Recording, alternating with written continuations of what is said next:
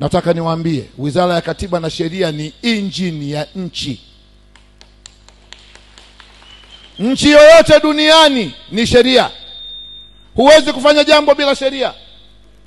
SGR wana sheria walisaini, Kigongo Busisi wana sheria walisaini, bwawa la Mwalimu Nyerere wana sheria walisaini.